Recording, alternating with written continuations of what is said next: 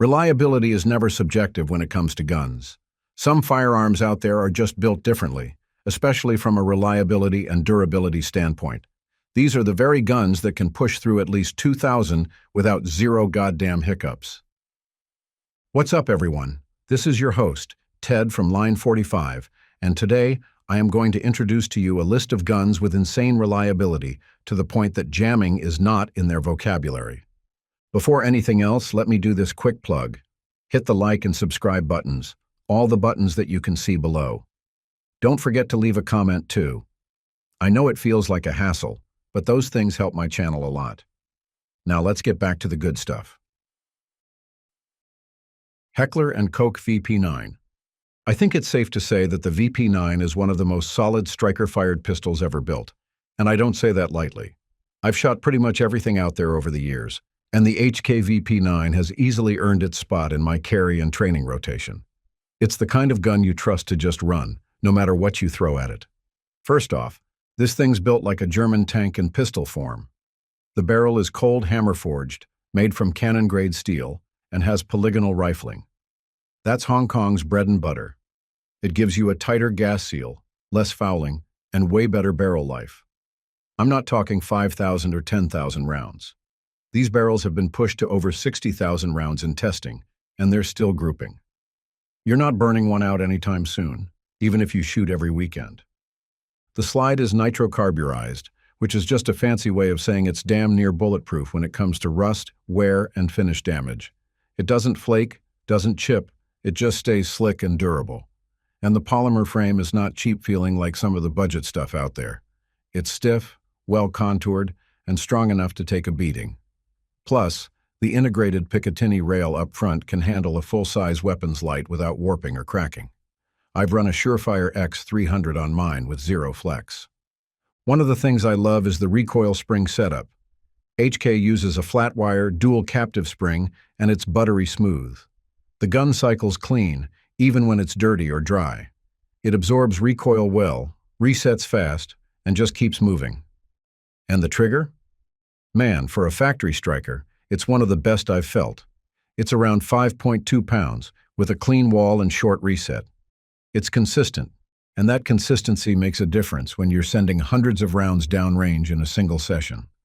I've put well over 10,000 rounds through my VP9, and I know guys online, and even some range owners, who've seen their VP9s hit 30,000, 50,000, and even 80,000 plus rounds. No frame cracks. No slide peening, no serious malfunctions unless you're feeding it trash ammo. Just basic maintenance, and it keeps going. We're talking Glock-tier reliability, but with a better trigger and a more refined feel. HK also did some smart stuff that doesn't always get attention, but I want to point it out. For example, the charging supports at the back of the slide, those little ears. They're lifesavers if you're working with gloves or sweaty hands. I've had to rack it one-handed off my belt, off a holster, whatever. It works. Another is the striker status indicator, and the loaded chamber flag is both visual and tactile, so you know where you're at without even looking sometimes. So yeah, in my book, the VP9's a no BS workhorse. It's one of the few polymer pistols I trust to keep up with heavy training and carry. It's tough, reliable as hell, and refined enough to feel like something that was engineered for serious use. It ain't the cheapest gun on the shelf, but reliability like this? You're paying for peace of mind, and that's worth every damn penny. FNS CAR 16S. I had to include the FN SCAR 16S, because if you're serious about reliability in a 5.56 platform, you should at least look at this rifle. Otherwise, you're missing out. I've put a lot of rounds through one, and I can tell you flat out that this thing just runs. It doesn't care if it's dirty, hot, wet, suppressed, or left in the back of your truck all weekend. It eats ammo and keeps cycling. Now, the heart of the SCAR 16S, and what makes it so damn reliable, is the short-stroke gas piston system. It's a huge upgrade over the direct impingement system in your standard AR. With direct impingement, all the hot carbon and gas gets dumped straight into the bolt carrier, and after a few hundred rounds, you've got soot everywhere. On the flip side, the short stroke of the SCAR 16S is a totally different game. The piston and op rod sit up in the gas block, and all that junk stays forward, away from the bolt. So the internals stay cleaner, cooler, and way less prone to gumming up. Plus, you've got an adjustable gas regulator, which is a godsend when you throw a can on there. Just dial it to the suppressed setting, and it smooths out beautifully. The upper receiver is one solid chunk of hard anodized aluminum, and I mean it. It's a monolithic upper. That means the top rail runs from the charging handle all the way to the gas block, all in one piece. It's rigid, super strong, and keeps your optics dead zeroed even when you drop it, bang it around, or heat it up. There's no flex, no shift, none of those things. And the lower receiver is reinforced polymer, which helps shave off weight without sacrificing strength. It's tough, way tougher than it looks, and it takes a beating without cracking or warping. Its barrel is pretty much solid. You're looking at a 16.25-inch cold hammer-forged barrel, chrome-lined, and free-floating. FN forges these things in-house using chrome moly vanadium steel, which is the same stuff you see in military machine guns. It's designed to go the distance. I mean, I've seen SCAR barrels handle 30,000 to 35,000 rounds before they even start to open up. And being chrome-lined, it shrugs off corrosion and throat erosion. That barrel is not just durable, it's accurate too, especially since it's free-floated and doesn't touch the handguard. In the grand scheme, the reliability stats of the FNS CAR-16S are awesome. It can handle up to 2,000 rounds between stoppages as tested by military programs. That's not some internet myth at all. That's hard data. In fact, the overall service life of the platform's internals is up to 90,000 rounds, depending on how you treat it. And FN built it with field abuse in mind, and that's proven by the absence of a buffer tube, so the stock folds sideways and still runs. No weird tolerances that choke it up when dirty, plus everything's overbuilt in the right places without turning it into a boat anchor.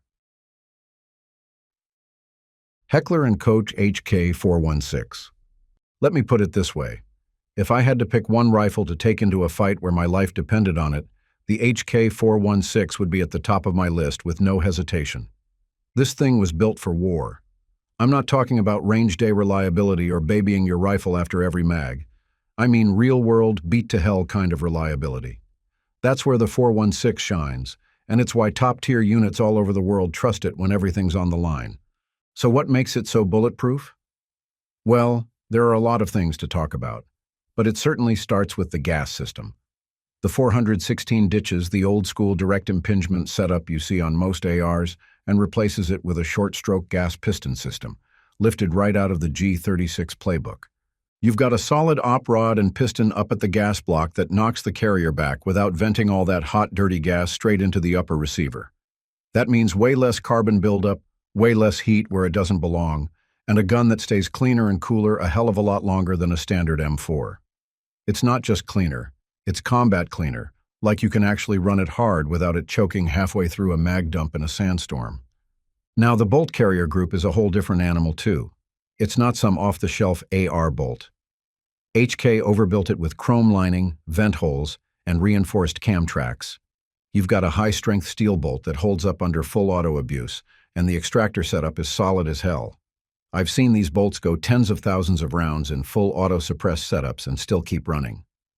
It's also worth noting that HK does all their cold hammer forging in-house, and they use chrome moly vanadium steel. This material holds up to heat better than your average mil-spec barrel. These things are chrome-lined and built to run hard. You've got choices in barrel length, 10.4 inches on the Shorty D10RS up to 16.5 inches. But no matter the length, the profile and metallurgy are designed to take abuse and keep accuracy tight. I've seen barrels last over 20,000 rounds before groups really start to open up. That's serious longevity. The upper and lower receivers are milled from 7075-T6 aluminum, just like a good mil-spec AR, but HK doesn't stop there. They treat the finish with their own tough-as-nails coating. It shrugs off solvents, salt water, and all the crap you run into in the field. And the free-float rail system is not some wobbly bolt-on handguard. It's locked in solid to the upper with steel crossbolts and anti-rotation tabs. You can hang optics, IR lasers, and whatever else off that thing, run the rifle hot, drop it, beat it, and your zero ain't going anywhere. Another detail I noticed most folks are not aware of this rifle is its buffer system. Yeah, the buffer is tuned specifically for that piston drive. HK built a custom buffer and spring setup that smooths out the cycle, even when you're running suppressed. That means less bolt bounce, less wear, and better reliability when the gun gets filthy or when you're switching between suppressed and unsuppressed fire. All of its internals are solid. For example, the trigger group is AR style but with HK parts. It's clean, crisp, and built to last. Full auto packs have that smooth two-stage feel, and the internals are chrome or nitride treated, so they don't gum up when the fight gets dirty.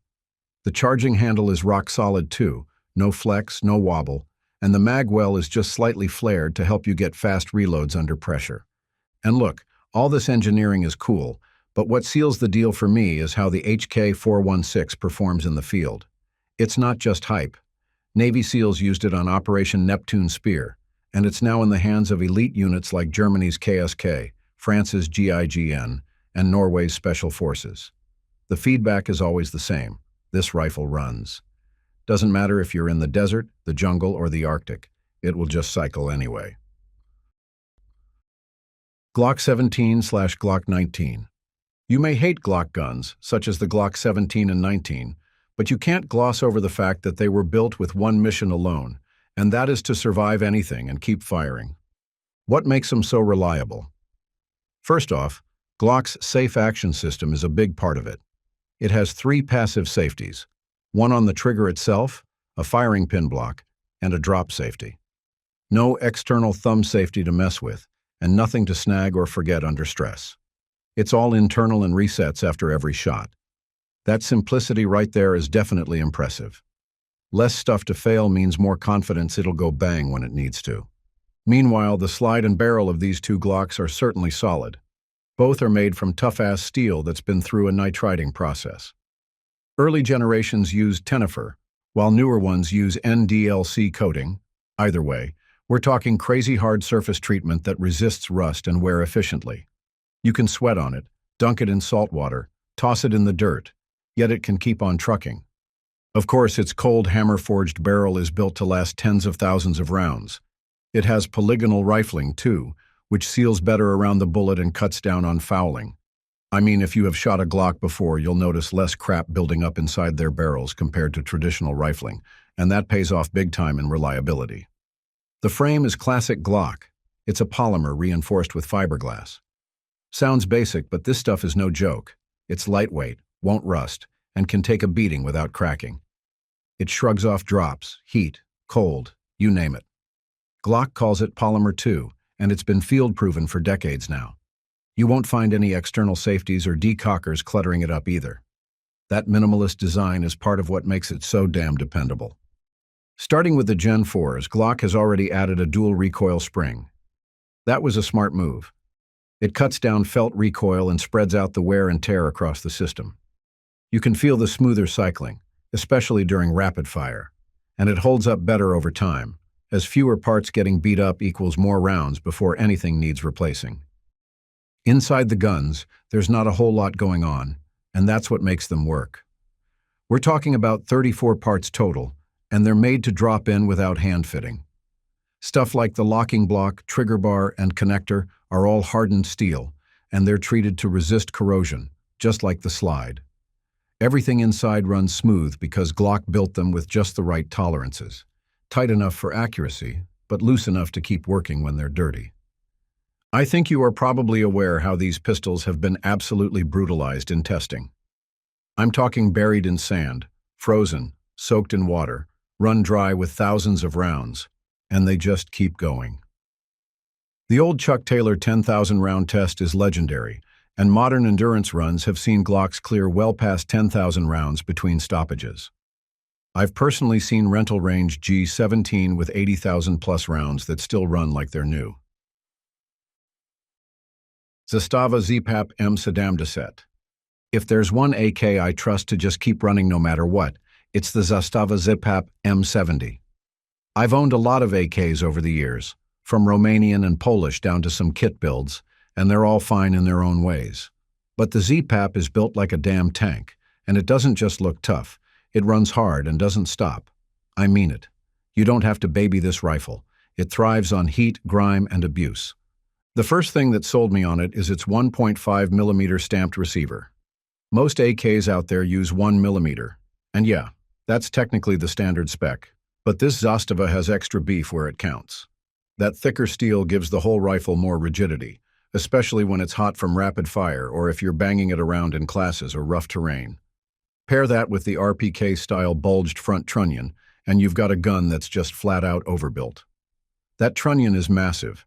It's designed to take sustained heat and pounding without loosening up or cracking. It honestly feels more like a light machine gun than a carbine sometimes. Then you've got the barrel, and man, it's both a beauty and a beast. It's cold hammer-forged and chrome-lined, just like the original military M70s. That's what gives you longevity. I've seen guys run these barrels well over 15,000 rounds, some pushing past 20,000, and they're still grouping fine. You don't have to treat it gently. Run it hot, dump mags, feed it the cheapest steel-cased Russian junk you've got. It just doesn't care. The chrome lining not only fights corrosion but makes cleanup easy too. I'll be honest, I've left mine dirty after range trips more than once, and it still runs like I just oiled it. Mechanically, it's a straight-up long-stroke gas piston with a rotating bolt, just like every proper AK should be. But the parts Zastava uses are solid steel, and none of that cast garbage. The bolt carrier and bolt are milled, and you can feel the weight and smoothness when you rack it. It doesn't have that loose, clattery feel that some cheaper AKs get. Everything feels tight, but not so tight it binds when dirty. That's the sweet spot, and this gun hits it. Zastava also did some things most AK builders skip. You get a locking dust cover, which keeps the top cover from rattling loose or shifting under recoil. It stays rock solid.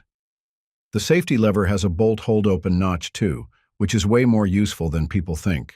Makes clearing the rifle or showing clear at the range a lot easier. It's small stuff like that that shows they weren't just cranking these out to meet demand.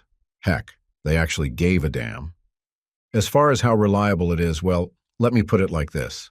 I've run mine through a couple of thousand rounds already. No cleaning, minimal lube, mostly steel case Wolf and Tula, and I've had 0 stoppages. I'm not the only one either. There are dudes out there putting 3,000 to 5,000 rounds through theirs in brutal training environments and still going strong. Hell, I've read a few reports of people going 15,000 rounds or more with nothing but basic spring replacements and the gun still hammering. It doesn't double feed, it doesn't stovepipe, it doesn't fail to eject. It just works. Always.